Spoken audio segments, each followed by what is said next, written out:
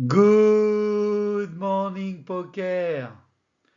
Bon, les sizing de mise au poker font référence aux différentes tailles de mise que les joueurs utilisent dans différentes situations pendant une main. C'est le point faible de nombreux joueurs, notamment post-flop. Aussi, je vous ai fait un aperçu des principaux sizing et de leurs utilisations typiques. Miser correspond au cœur du poker, à l'action. On parle même d'agressivité. C'est une façon aussi de garder l'initiative dans un coup et de décider du montant qu'il y aura dans le pot. C'est également une façon de gagner les coups, puisque à l'équité des cartes s'ajoute celle des adversaires qui fold ou fold equity. L'avantage au poker est toujours à ceux qui misent versus à ceux qui ne font que coller, qui ne font que payer passivement. On peut ainsi faire folder des meilleures mains, on peut augmenter les gains avec la meilleure main. Nous allons donc voir les différents types de mise. On va parler d'abord de l'open raise, OR, qui est la mise d'ouverture. On l'appelle aussi raise first in, c'est la même chose, et ça veut dire que c'est le premier joueur qui ouvre pré-flop, et donc personne n'a ouvert avant, et le sizing de cette mise typique est de 3 fois la grosse blinde, avec des variations autour de ce x3. Encore une fois, je recommande de ne pas limper euh, au niveau d'une ouverture parce que ça montre des joueurs qui n'ont pas compris le système de mise du poker et qui veulent voir un flop bon marché. Et donc, dès que vous allez monter dans les niveaux, vous allez avoir des joueurs qui vont vous relancer, qui vont punir les limpers. Le minimum dans la plupart des règles du No Limit Hold'em, le min raise, le minimum raise, est x2, c'est-à-dire deux grosses blindes. Toutes les mises pré-flop sont mesurées en nombre de grosses blindes. Et donc vous devez constamment faire la conversion entre des montants, des jetons et la grosse blinde, de façon à ce que vous puissiez savoir quel est le montant de votre open raise en termes de grosses blindes. Online, c'est très facile puisque vous avez directement le montant qui peut être affiché en grosse blinde. Mais en live, habituez-vous à calculer le nombre de grosses blindes que représente votre mise d'ouverture ou votre call. Ensuite, vous avez la possibilité, donc, quand vous êtes après celui qui a ouvert, soit de call, soit de fold, naturellement, soit de 3 bêtes. Pourquoi on appelle le 3 bêtes un 3 bêtes? Tout simplement parce que la première mise qui est forcée, c'est la grosse blinde et la petite blinde, les blindes. Ensuite, quand quelqu'un a ouvert en open raise, eh bien on dit que c'est une deuxième mise, un second bet. Et donc, quand quelqu'un re-raise, relance, on l'appelle aussi un 3 bet, c'est la troisième mise. En général, le sizing standard sur une, un 3 bet est de 3 fois la relance initiale qu'il y a eu dans l'open raise. Donc par exemple, si l'open raise a été de 2 bb, le 3 bet sera de 6 bb. Si l'open raise a été classique de 3 bb, le 3 bet sera de 9 bb. Vous devez faire un peu plus fort quand vous serez hors de position post-flop. Par exemple, vous êtes dans les blindes. Et alors que vous pouvez faire peut-être un peu moins, par exemple 2,5, votre 3 bêtes, si vous allez être dans une très bonne position post-flop, par exemple au cut-off ou au bouton. Vous pouvez, à la suite d'un 3 bet, faire un call un fold ou un 4 bet. C'est un re-re-raise ou sur relance. Et en général, en moyenne, on va faire x 2,2 le 3 bet. Là, évidemment, à un moment donné, le 4 bet peut correspondre à une part significative du tapis. Et donc, on va envisager de faire un shove, c'est-à-dire un all-in, c'est-à-dire tapis en français. Et dès lors que votre mise de 3 bêtes ou de 4 bêtes dépasse le tiers de votre stack, vous devez envisager directement de faire un all-in parce qu'ensuite vous serez commit, vous serez impliqué dans toute la suite du coup. Et donc finalement vous allez finir tapis dans les streets suivantes. La bascule, c'est lorsque la mise qu'on envisage dépasse le tiers de la totalité de votre stack, autant faire all-in directement. Le continuation bet est une mise post-flop qui, comme son nom l'indique, continue la mise pré-flop. C'est-à-dire que pré-flop, par exemple, on avait fait un open raise à 3 bébés et puis il y a un joueur qui a suivi. On se retrouve post-flop et là, on fait une mise de continuation. En général, les mises de continuation sont faibles à un tiers du pot ou fortes à 2 tiers du pot, voire un pot entier. Post-flop, vous noterez que on ne mesure plus en big blind, mais en pourcentage du pot, puisque le pot est constitué. Donc, si le pot faisait par exemple 9 blindes au flop, un tiers, ça fait un continuation bet, un c-bet à 3 bébés, et 2 tiers, 6 bébés. Un overbet.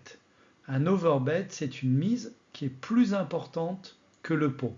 Par exemple, le pot fait 9 et vous faites un continuation bet à 10 ou 12 bébés, c'est un overbet.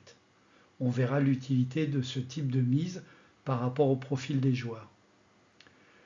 Le limp. Le limp, ce qui veut dire boiter, je vous rappelle en anglais, comme quelqu'un qui serait boiteux, correspond à miser juste une bébé.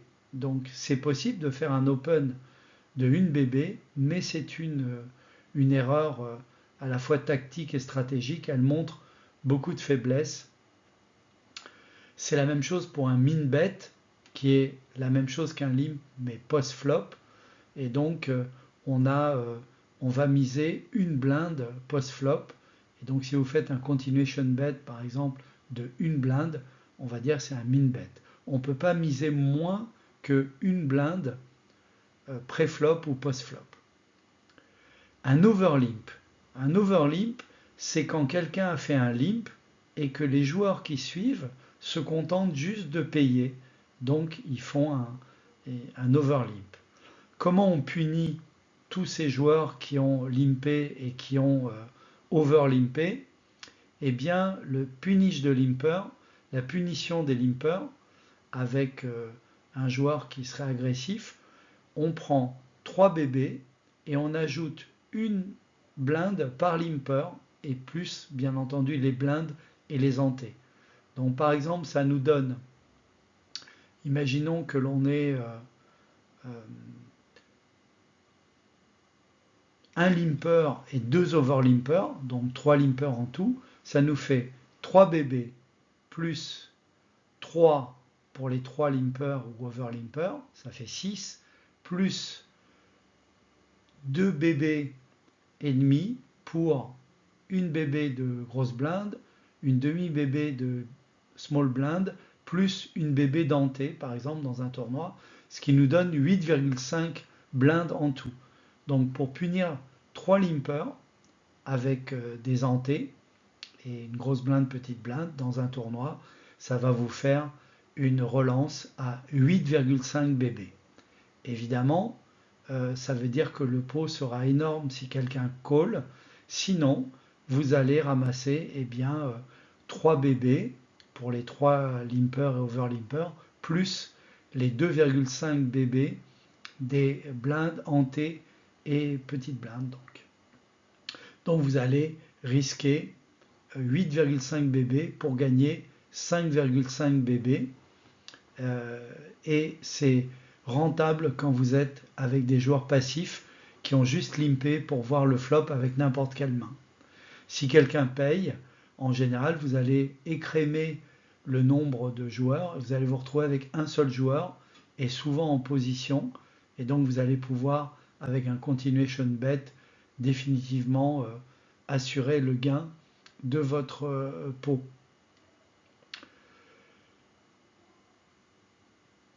Ensuite, on va parler des blocking bets. Les blocking bets, c'est une mise beaucoup plus petite que la taille du pot qui sert à contrôler ou à bloquer la taille du pot. Et c'est une mise d'initiative, par exemple un continuation bet avec un quart du pot, voire moins, jusqu'à 15% du pot par exemple. Et cette mise, elle a pour objet avec des joueurs passifs, de fixer vous-même la taille du pot. Par exemple, vous êtes sur un tirage et vous n'avez pas envie que l'adversaire mise plus fort et vous empêche d'accomplir votre tirage. Le danger, c'est que si vous vous faites relancer, eh bien, vous aurez une décision difficile, mais d'un autre côté, vous serez renseigné par rapport à ce type de joueur et vous pourrez voir une main très forte chez votre adversaire. Le underbet, il s'agit de miser en dessous des sizing habituels.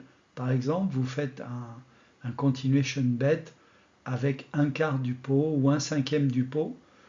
C'est une mise qui est en dessous du standard d'une mise faible et ça peut par exemple permettre d'induire une réponse très forte de l'adversaire, voire un bluff chez un adversaire extrêmement agressif. Par exemple, vous pourriez faire un underbet avec les nuts, avec les meilleures cartes. Par exemple, vous avez flopé un brelan et il y a un as au flop, et donc vous faites un underbet pour permettre à celui qui a l'as, par exemple votre adversaire, de faire une grosse mise et donc d'augmenter la taille du pot. Donc l'underbet, il fait de l'induce, il induit des actions de la part des adversaires. Évidemment, ça marche qu'avec des adversaires aggro, et par exemple, le fait de faire un call, c'est une mise. Et c'est une mise passive dans le sens où ce n'est pas vous qui déterminez le montant de la mise que vous allez payer. Une autre forme de passivité, c'est le check, quand vous êtes en début de parole, et ensuite de faire un raise, donc un check raise en fait, en deux coups, quand quelqu'un a misé. Par exemple, vous avez payé pré-flop l'ouverture d'un joueur, vous êtes hors de position, vous faites check, vous êtes dans la grosse blinde par exemple, et ensuite, suite à une petite mise, un continuation bet de 1/3 par exemple de l'ouvreur, vous faites un raise, ça montre beaucoup de force. On fera une vidéo de Good Morning Poker uniquement sur cette tactique du check raise qui est tellement puissante qu'elle avait été même à un moment interdite dans un certain nombre de casinos aux États-Unis comme étant pas régulière au niveau du poker. Aujourd'hui, le check raise est tout à fait régulier et on a le droit de le faire et c'est une très belle arme tactique. Alors, il y a une question que tout le monde se pose, c'est quel est le sizing que je dois faire pré-flop et ensuite quel est le sizing que je dois faire post-flop. Alors, tout ça provient des maths du poker, mais il vous faut des règles simples autour desquelles vous allez pouvoir jouer, ajuster, ce qui vous permettra d'éviter des grosses erreurs. Et ensuite, vous pourrez affiner, bien entendu, quand vous serez plus aguerri sur le sizing. Alors d'abord, la règle de base, c'est pas d'open limp. Un open limp, c'est un désastre, non seulement au point de vue mathématique, mais aussi au point de vue de l'image que vous renvoyez aux joueurs, parce que ça renvoie l'image d'un joueur timoré, d'un joueur qui a envie de voir un flop. Et ensuite, ça veut dire que vous allez probablement faire un limp fold suite à une ouverture plus importante derrière vous, un raise, ou alors vous allez faire un limp call, et ensuite vous avez le post-flop des situations compliquées où finalement vous finirez par folder sur le deuxième ou le troisième raise post-flop. Donc vous allez perdre des jetons pour rien, et dans très peu de cas, vous allez réussir à avoir un flop avec votre limp et à avoir les nuts. Au poker, on ne gagne pas avec les cartes, on gagne avec le fold des autres joueurs. Ceci dit, un overlimp en position tardive, avec des paires ou d'autres mains spéculatives, des petites paires ou d'autres mains spéculatives comme les as suités ou les connecteurs suités, c'est une très bonne chose parce que ça vous permettra de voir le flop, surtout si la suite de la table est passive.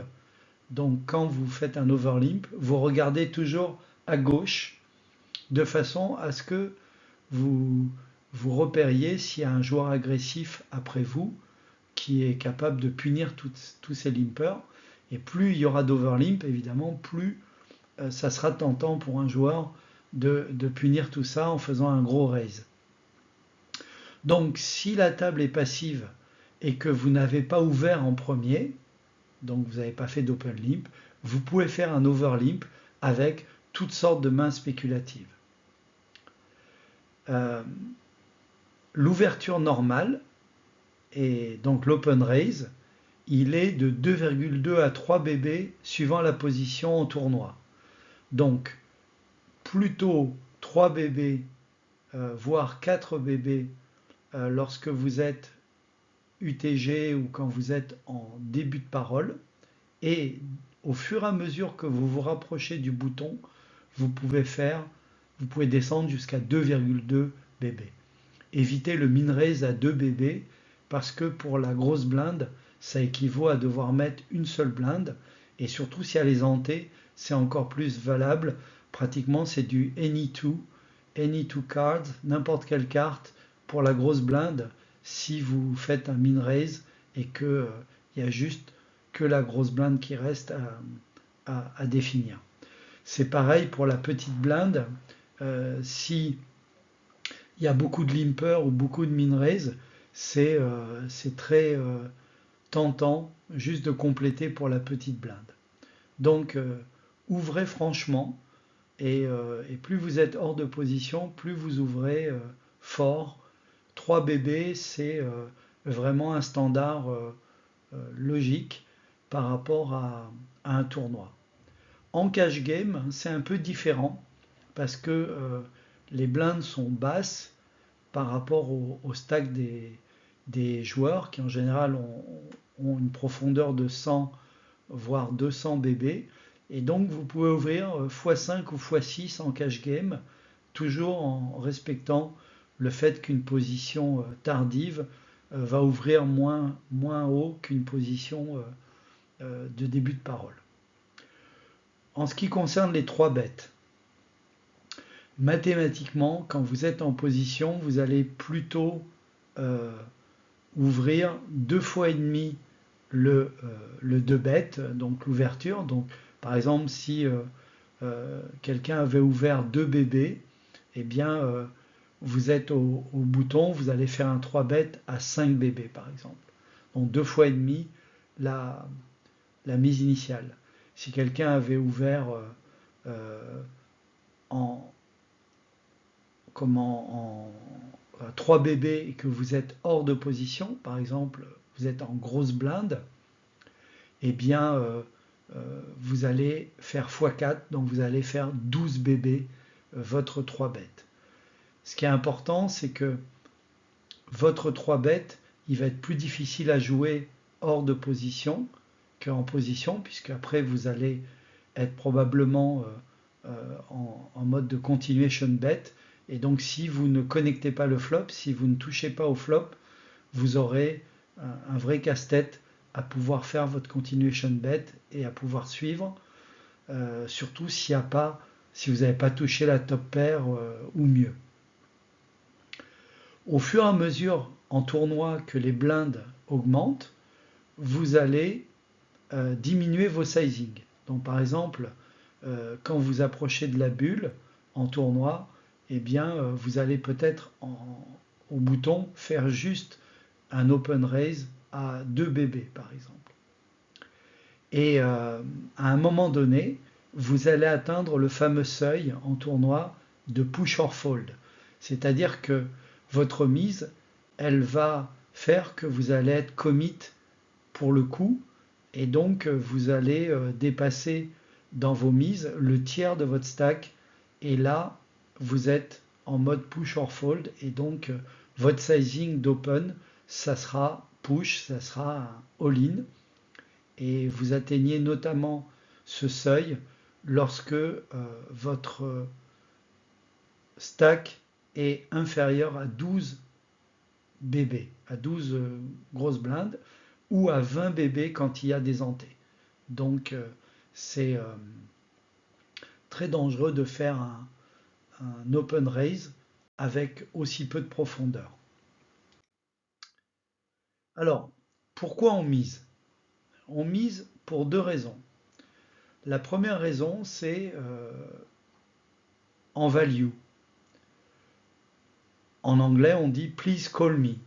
S'il te plaît, paye-moi parce que j'ai des meilleures cartes que toi. Je pense avoir des meilleures cartes que l'adversaire et donc je fais un value bet.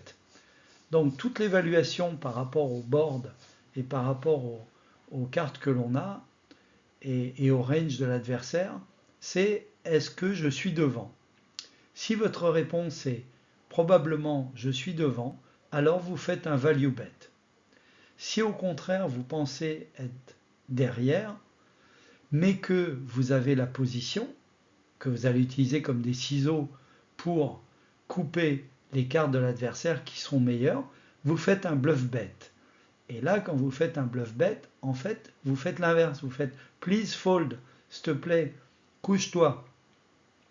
Et donc, il y a le semi-bluff bet qui va être une mise en bluff avec un tirage, par exemple tirage couleur ou tirage quinte. Voilà les deux grandes catégories de pourquoi on mise. Donc on mise soit parce qu'on croit être devant et on veut faire payer un joueur qui a moins bien que nous, soit on veut faire folder un joueur et à ce moment-là, on va miser en bluff pour lui faire croire qu'on a un meilleur jeu que lui. Naturellement, on ne peut pas gagner au poker uniquement avec des value bets, c'est-à-dire en jouant à la bataille avec les cartes et en allant au showdown. Il faut faire folder les adversaires avec des cartes meilleures que celles qu'on avait. Et pour ça, la seule façon de faire coucher un adversaire, c'est de miser. Et c'est pour ça qu'il faut avoir dans son jeu des mises en bluff. Si vous avez dans votre range et dans votre jeu que des mises en value, vous ne pouvez jamais gagner au poker. Il y a une variante de value qui s'appelle le protection bet. Là, on a par exemple top pair, top kicker, mais le flop est très drawy. Il y a des tirages, tirage quinte, tirage couleur. Et donc là, on dit à ce joueur, s'il te plaît, paye-moi, parce que en fait, je suis devant, mais on va mettre cher parce que on veut protéger notre main qui est devant. Ensuite, il y a le continuation bet. On en a déjà parlé à plusieurs reprises. Il s'agit de savoir que si on est devant ou pas, et comme on avait l'initiative pré-flop, le continuation bet consiste à remiser au flop ou dans les streets suivantes. Et si l'adversaire mise alors que c'est vous qui aviez eu la mise importante et que vous avez été collé pré-flop, on appelle ça le donk bet. On a vu ça dans un épisode précédent de Good Morning Poker. Un donk bet est significatif des joueurs faibles. En gros, ça veut dire que les cartes de votre adversaire sont face-up. Genre, vous avez au flop As, 8, 4 et vous aviez ouvert pré-flop et votre adversaire, il est hors de position, il mise avant vous, il donc bête et donc il a un As.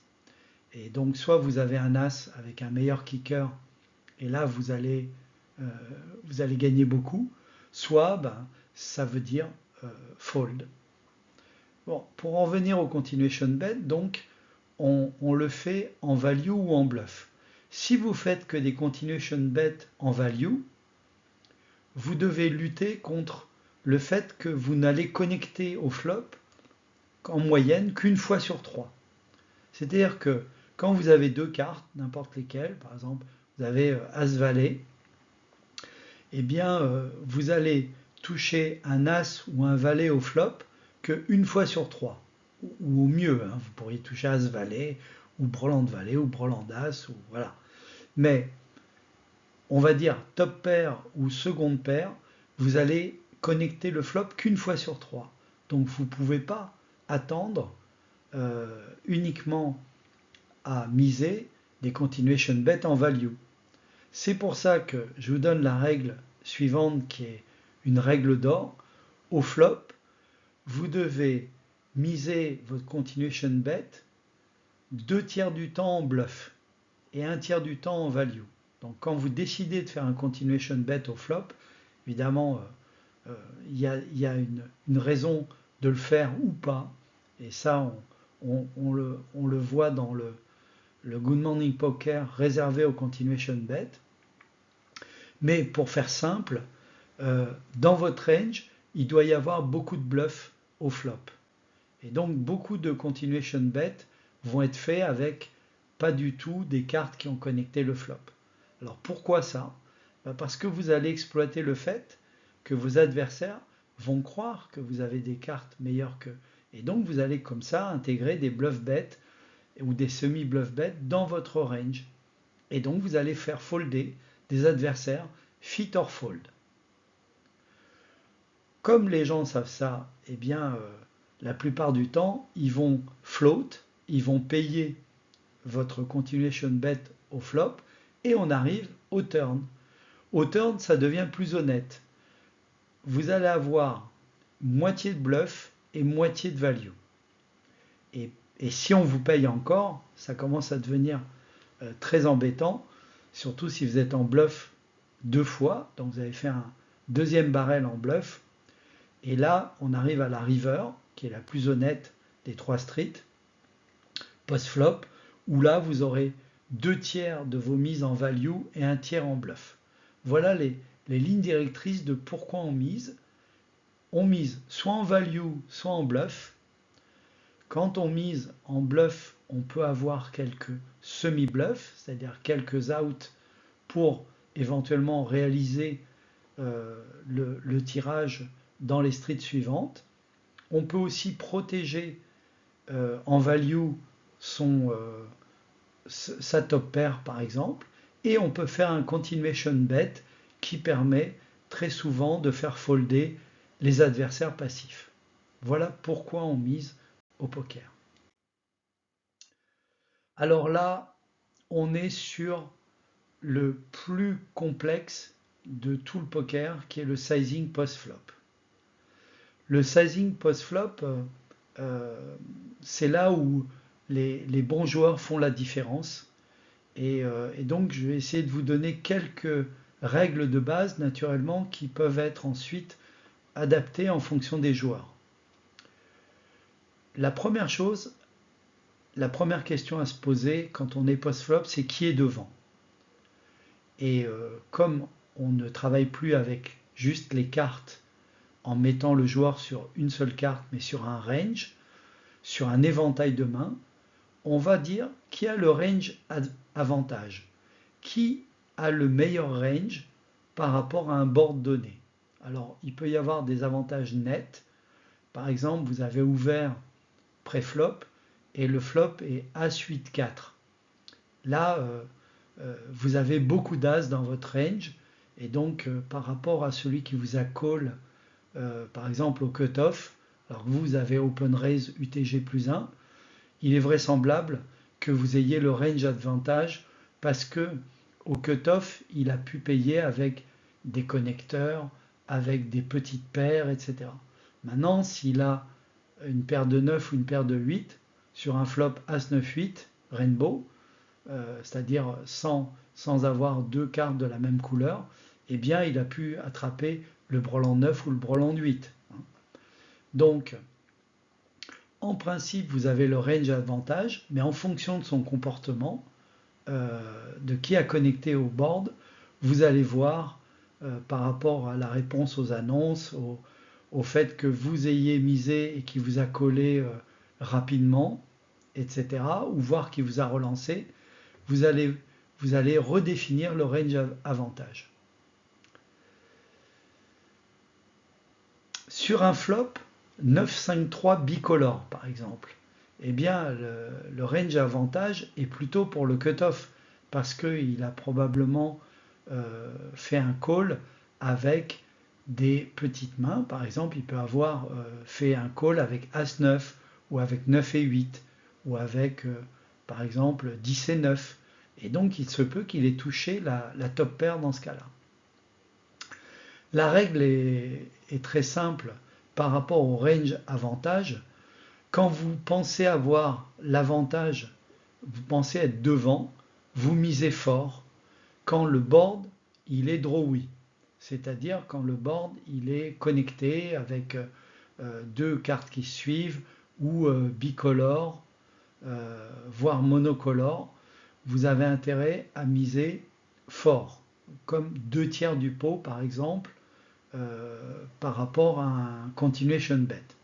Si au contraire le board est assez sec, par exemple As 8-4, et que vous avez le range avantage avec par exemple beaucoup d'As dans votre range, eh bien vous allez miser 1/3 du pot. Et donc vous allez osciller entre des mises entre 1/3 et 2/3 du pot. La mise à 50% du pot, demi-pot, elle décourage les tirages. C'est un très bon système de protection de votre top pair par exemple, mais c'est une mise qui est assez indécise par rapport à des mises qui sont polarisées comme 1/3 ou 2/3. Vous pouvez aussi décider de miser dans les streets suivantes. Dans les streets suivantes, la règle est plutôt de partir de 1/3, mais à finir avec un overbet à 120% du pot. On mesure toujours par rapport à la taille du pot sur le turn et la river. Petit truc sur la mise river, beaucoup de joueurs, quand ils pensent avoir l'avantage à la river, font une mise de 2/3 ou de 3/4 du pot, voire du pot entier. Et on obtient surtout dans les basses limites beaucoup de fold en faisant ça. Et donc on se value cut sur la mise river. Il y a une mise river qui est sympa, c'est la Crying Call Me, qui est de 25 à 30% du pot, voire moins, 20% du pot. Et l'intérêt de cette mise, c'est qu'elle induit le doute chez l'adversaire. Donc, évidemment, ça veut dire paye-moi 25% du pot, mais ça peut vouloir dire aussi, attention, je suis en train de te piéger. Et donc, vous pouvez passer des bluffs river dans certaines situations en misant un petit élément du pot comme 25%. Alors, je vous ai parlé de sizing statique, de sizing standard, 1/3 à 2/3 du pot au flop, 1/3 à overbet, turn et river, mais vous pouvez envisager ensuite de modifier vos sizing et de faire du sizing dynamique. du plus faible, qui est une blinde, jusqu'à all-in, avec tous les intermédiaires possibles, comme 10% du pot, 25% du pot, 120% du pot, deux fois le pot, all-in. À quoi ça sert de faire un sizing dynamique? Eh bien, dans un spot donné, si vous faites toujours le même sizing, il faut le faire avec des cartes différentes à l'intérieur de votre range. Sinon, vous allez être ultra prévisible. Donc, vous avez deux possibilités. Soit vous faites le même sizing dans le même spot avec soit de la value, soit du bluff, soit vous changez de sizing dans le même spot, mais avec toujours de la value, ou toujours du bluff. Et donc, vous faites varier soit vos sizing, soit le fait que vous êtes en value ou en bluff. Évidemment, tout dépend des adversaires avec lesquels vous allez être. Et sur les adversaires passifs, le point fondamental, c'est pas le sizing, c'est de miser. Alors voilà les ajustements que vous pouvez faire justement par rapport à différentes situations, différents spots.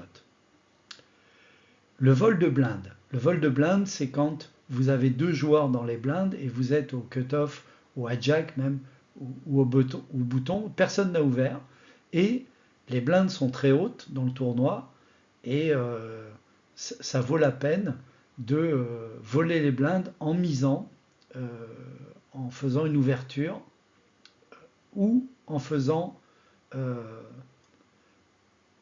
une, une ouverture d'un certain montant.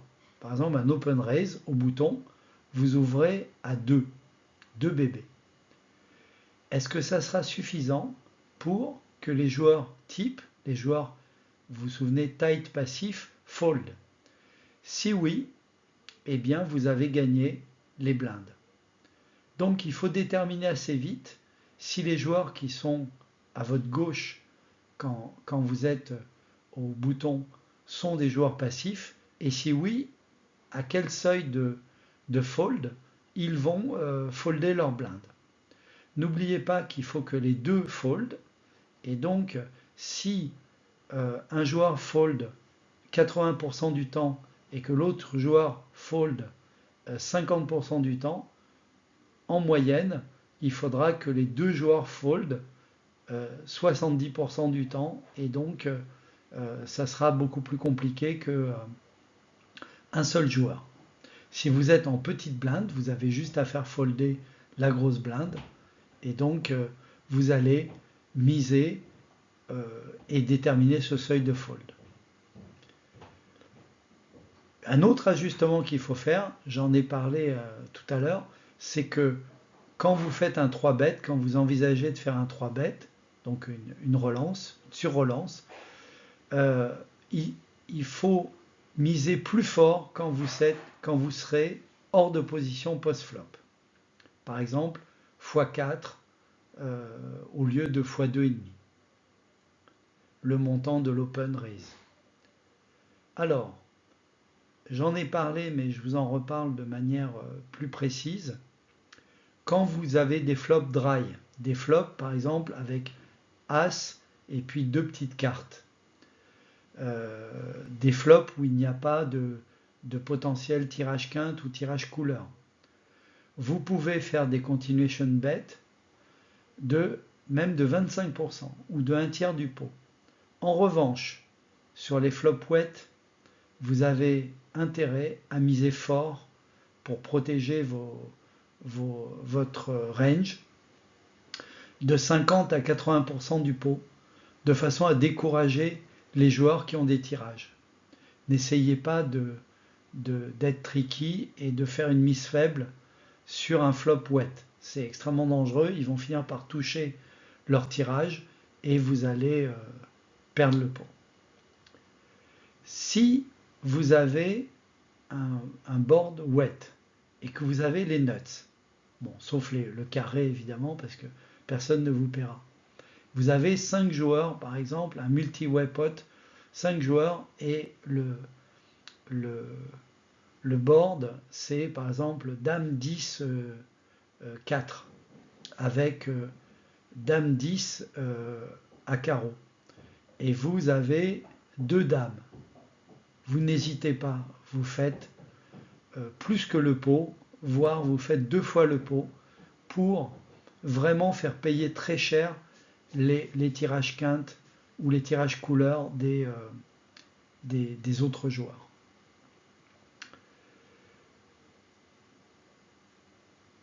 Le deuxième barrel, comme dit Benny, second bar, donc au turn, c'est plutôt 2 tiers de pot ou plus.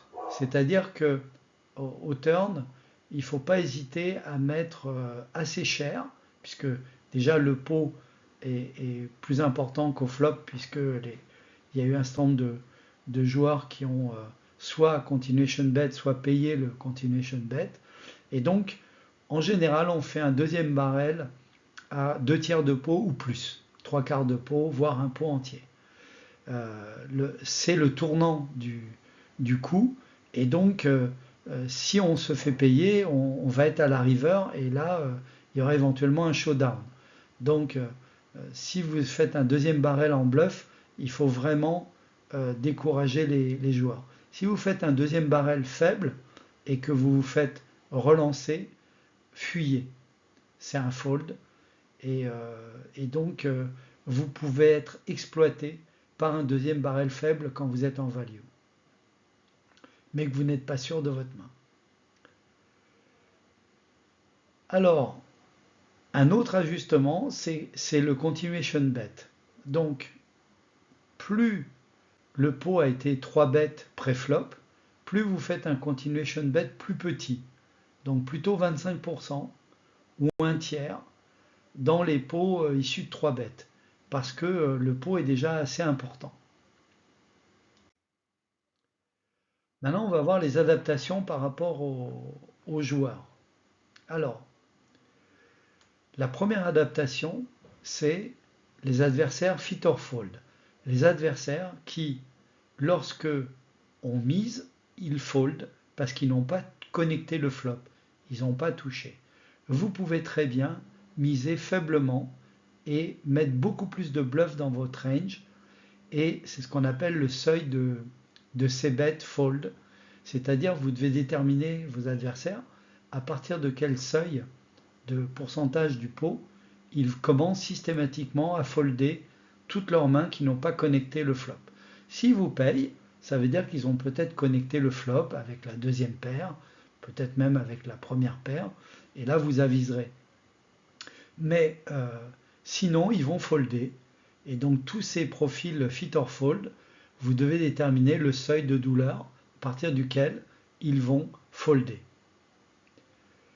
Les adversaires calling station, les CS, les calling station, sont les adversaires qui payent tout et n'importe quoi. Eux, c'est l'inverse total des adversaires fit or fold. Il faut enlever tous vos bluffs de vos continuation bets et il ne faut faire que des values avec les nuts. Et là, il faut y aller à fond, même faire des overbets. Ils n'ont aucun seuil de fold. Bon, j'ai vu quelques calling stations quand même au bout de 3 barrels lâche l'affaire, mais vous risquez même d'avoir des calling stations qui vous payent 3 barrels bluff avec hauteur as ou hauteur, j'ai vu une fois avec hauteur dame. Donc non, n'essayez pas de bluffer une calling station. L'adaptation par rapport au range avantage. Vous allez mettre une mise en value pour que l'adversaire colle avec moins bien. Donc ça, c'est une adaptation que vous allez faire avec beaucoup d'adversaires parce que certains adversaires ne vous croiront pas. Alors évidemment, ça dépend de votre réputation à table essentiellement. Et donc si vous avez une réputation extrêmement aggro, eh bien ça marchera très bien au moment où vous aurez les nuts ou les quasi-nuts et il va vous coller avec moins bien. Si au contraire vous avez une réputation de joueur serré, voire serrure, alors là, évidemment, ça ne marchera pas du tout. Ils vont folder comme les adversaires fit or fold. Les punishing the draw, c'est-à-dire punir les tirages. Il faut bien calculer combien pourrait avoir d'out l'adversaire et protéger votre main en misant au-delà du point mort du tirage. Vous vous souvenez dans un épisode précédent que en général c'est un tiers de pot pour punir les tirages classiques d'open straight et de cooler. Donc à partir de un demi-pot, vous allez punir en termes de mise, en value, vous allez punir les tirages. Bien sûr, si le flop est très drawy, il faudra même miser plus que ça. Donc 2 tiers de pot, voire plus. N'oubliez pas de vous adapter par rapport aux changements qu'opèrent les joueurs par rapport à leur image. Donc imaginez qu'un joueur, vous l'avez repéré, il est neat, et tout d'un coup il mise fort. Qu'est-ce que ça veut dire? Ça veut dire des cartes premium. Et un joueur lag qui tout d'un coup se met à just call. Il est en train de vous trapper. Donc adaptez vos mises et comprenez les réponses à vos mises également avec des joueurs qui vont s'adapter suite à des coups précédents qu'ils ont eux-mêmes analysés.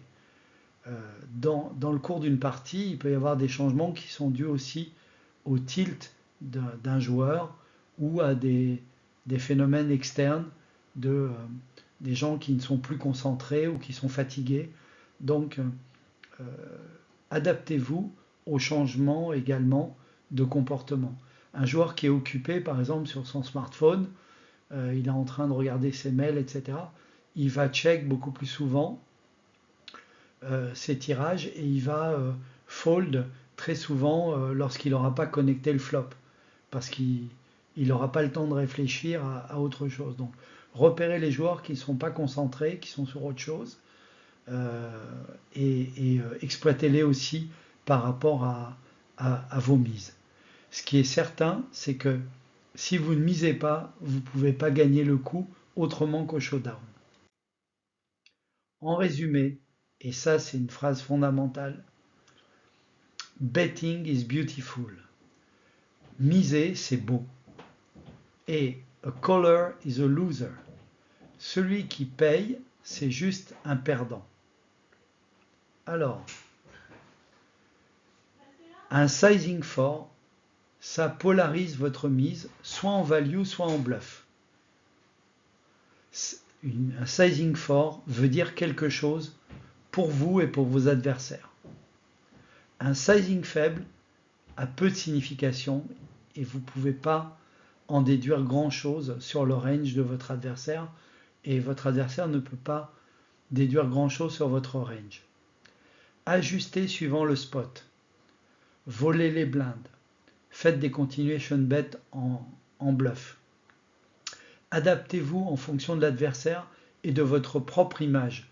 Quand vous avez une image de joueur serré, à un moment donné, profitez-en. Rajoutez des bluffs à votre désert de cartes.